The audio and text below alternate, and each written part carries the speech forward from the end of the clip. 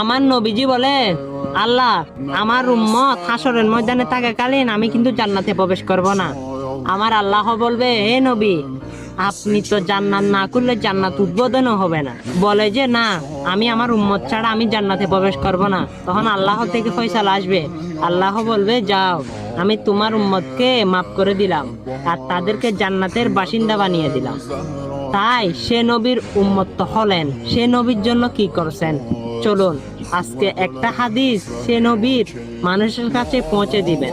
আপনি কিন্তু সেই নবীর উম্মত। আমার প্রিয় নবীজি বলে, যে দাঁড়িয়ে পানি পান করে সে যেন বমি করে দেয়। আর এটা হচ্ছে আমার প্রিয় নবীজির একটা হাদিস। এই হাদিসটা কিন্তু মানুষের কাছে পৌঁছে দিবেন, কারণ সেটা ইমানের দায়িত্ব, আর সেটা জান্নাতে নেওয়ার জন্য আপনাকে যথেষ্ট হয়ে যাবে। আমিন।